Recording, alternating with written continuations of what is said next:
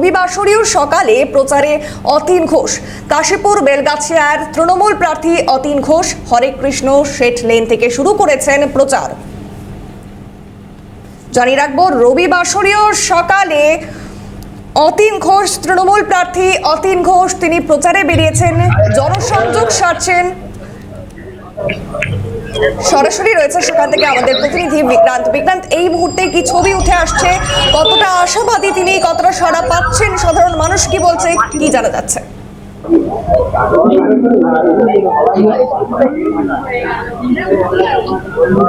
অবশ্যই অভিনন্দন, সকাল থেকেই কিন্তু প্রচারে, আজকে রবিবাসরীয় সকাল এবং সেই সকাল থেকেই কিন্তু তিনি প্রচারে বেরিয়েছেন এবং তিনি কাশীপুর বেলগাছিয়া বিধানসভা কেন্দ্রের একাধিক এলাকা, নিজের যে এলাকা রয়েছে তার পাশাপাশি একাধিক এলাকায় তিনি কিন্তু প্রচার সারছেন।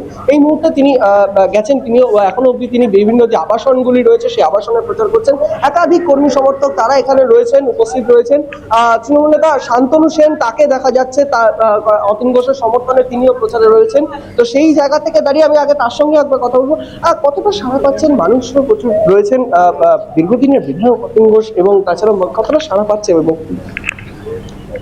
দেখুন, আমাদের এখানে 1968 সালের পর থেকে 2010 সাল পর্যন্ত জাতীয় পতাকা তোলা যেত না সিপিএমের সন্ত্রাসে।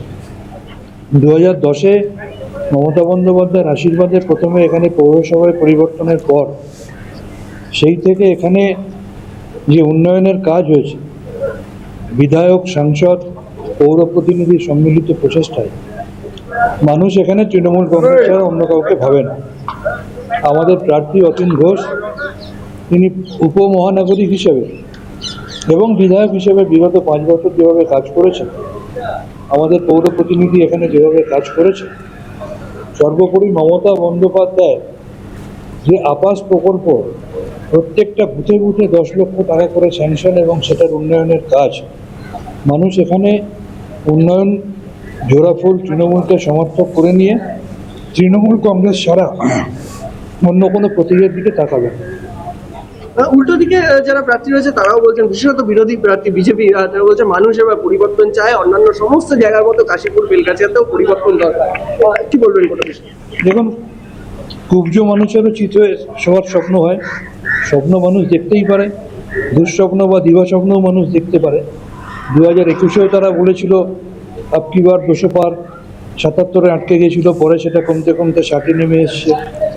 2024-এও তারা বলেছিল 32টা 36টা আসন পাবে, সেটা 2019-এর 18টা থেকে 2024-এ 12-তে নেমে এসছে।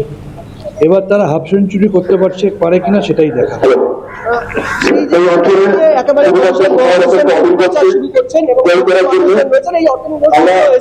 একেবারে মানুষের কাছে গিয়ে পৌঁছে যাচ্ছেন, সকাল থেকে প্রচার করছেন অন্যান্য দিনের মতো আজকে সকালে। মানুষের কতটা সাড়া পাচ্ছেন, কতটা পাশে রয়েছে মানুষের? খুব ভালো সাড়া পাচ্ছি, খুব ভালো। উল্টো দিকে এই মুহূর্তে দাঁড়িয়ে যে এই যে হরেকৃষ্ণ শেঠ লেন, সেখানে কিন্তু তার যে দলীয় যারা কর্মীরা রয়েছেন তারা কিন্তু অতীন ঘোষকে এই মুহূর্তে স্বাগত জানাচ্ছেন, এবং তার পাশাপাশি এই যে 2 নম্বর ওয়ার্ড, এই 2 নম্বর ওয়ার্ডে কিন্তু ইতিমধ্যেই সেই প্রচার কিন্তু শুরু হবে। অভিবাদন জানানো হচ্ছে 2 নম্বর ওয়ার্ডের পক্ষ থেকে। শান্তনু সেন তিনি রয়েছেন, একেবারে সেই অভিবাদনের পর কিন্তু সেই প্রচার শুরু হচ্ছে। দেখতে পাচ্ছেন ক্যামেরা পার্সন সমীরণ সেই ছবি দেখাচ্ছে, একদম অতীন ঘোষ তাকে তার সমর্থনে কিন্তু সেই প্রচার কিন্তু শুরু হচ্ছে, এবং প্রচার ইতিমধ্যে শুরু হয়েছে বেশ কয়েকটি জায়গায় প্রদক্ষিণ করার পর এই 2 নম্বর ওয়ার্ডে তিনি এসে পৌঁছাচ্ছেন। আমি একটু কথা বলার চেষ্টা করবো অতীন ঘোষের সঙ্গে, যদি এই মুহূর্তে তার যারা কর্মীরা রয়েছেন তারা এবং শান্তনু সেন তিনি নিজে কিন্তু অভিভাবক একটা জানাচ্ছেন। সেই ছবিটা দেখতে পাচ্ছেন, সেই ছবি কিন্তু দেখা হচ্ছে, দেখা যাচ্ছে এখানে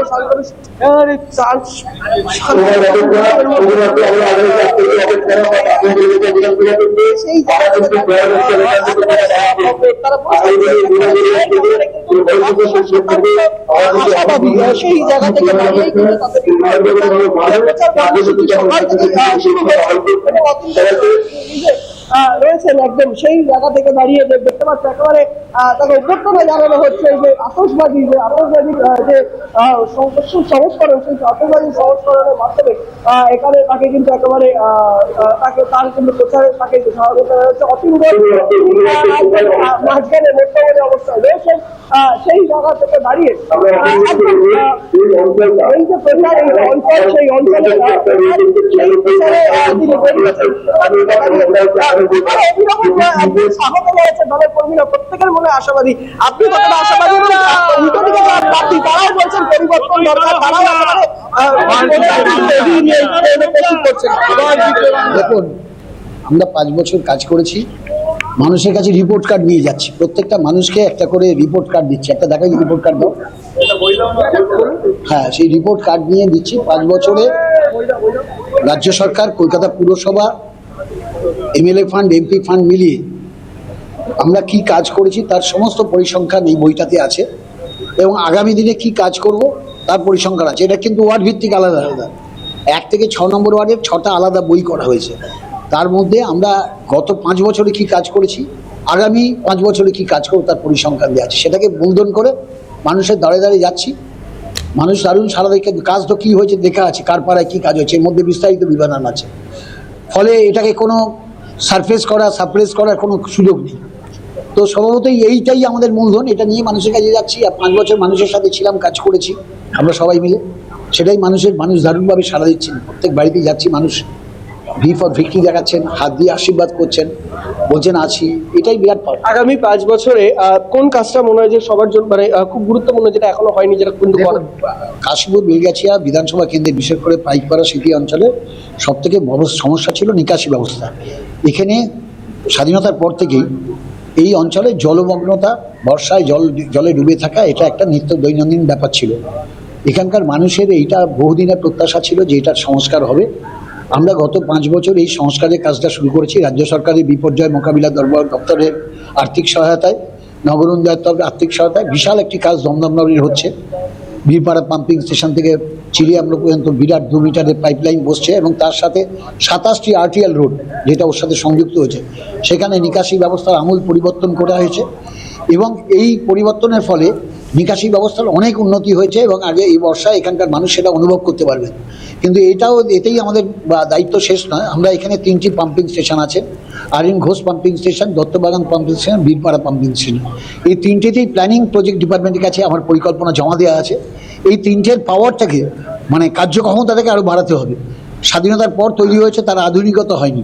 পাম্পিং স্টেশনকে আরও আধুনিক করে, আরও কার্যকর করে এই যে এখানে যে জলমগ্নতার সমস্যাটাকে চিরতরে বিদায় দেওয়া, এইটা হচ্ছে মেন আমাদের কাজ, এটা করছি। এছাড়া প্রত্যেকটি অঞ্চলে কমিউনিটি হল তৈরি করা, হসপিটাল দুটো আছে, সেই হসপিটাল দুটোকে মাল্টি স্পেশালিটি হসপিটালে রূপান্তরিত করা, তার কাজ ইতিমধ্যেই আমরা অনেকটা করে দিয়েছি।